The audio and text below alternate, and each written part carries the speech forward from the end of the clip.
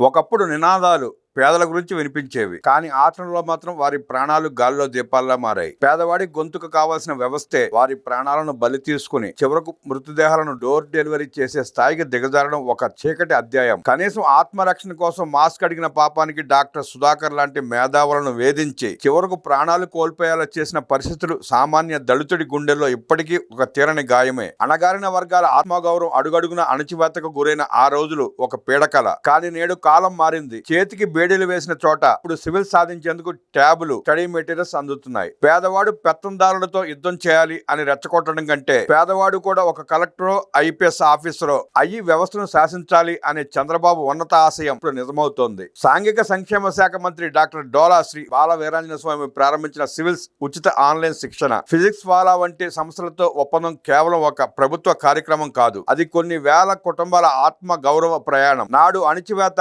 నేడు అభ్యుదయం. గత ప్రభుత్వం అంబేద్కర్ స్టడీ సర్కిళ్లను నిర్వీర్యం చేస్తే ప్రస్తుత ప్రభుత్వం విజయవాడ, విశాఖపట్నం, తిరుపతి కేంద్రాలుగా రెసిడెన్షియల్ శిక్షణను పునరుద్ధరించడం హర్షణీయం. ఐఐటి, నీట్ ఎక్సలెన్సీ సెంటర్లు గతంలో 3 మాత్రమే ఉండేవి. నేడు వాటిని 10కి పెంచి నిరుపేద విద్యార్థులకు డాక్టర్లు, ఇంజనీర్లు అయ్యే అవకాశాన్ని కల్పిస్తున్నారు. సీట్లు సాధించిన విద్యార్థులకు ఒక్కొక్కరికి ₹1,00,000 ఆర్థిక సాయం అందించడం ద్వారా పేదరికం చదువుకు అడ్డు కాదని ప్రభుత్వం నిరూపిస్తోంది. కృషి, పట్టుదల, సంకల్పం ఉంటే దేన్నైనా సాధించగలం అన్న మంత్రి మాటలు అంబేద్కర్ ఆశయాలకు ప్రతిరూపాలు. ఒక దళిత డాక్టర్ గొంతు నొక్కిన చరిత్ర నుంచి వేల మంది దళిత బిడ్డలను డాక్టర్లుగా, ఐఏఎస్ అధికారులుగా మార్చే దిశగా రాష్ట్రం అడుగులు వేస్తోంది. P4 ద్వారా పేదరిక నిర్మూలనకు ముఖ్యమంత్రి చంద్రబాబు నాయుడు తీసుకుంటున్న ఈ చర్యలు నిజమైన సామాజిక న్యాయానికి నిదర్శనం. పెత్తందారీ పోకడలు పోయి పేదవాడి చేతికి పెన్ను, మెదడుకు విజ్ఞానం అందినప్పుడే రాజ్యాంగ నిర్మాత అంబేద్కర్ కలలు గన్న సమసమాజం సాధ్యమవుతుంది.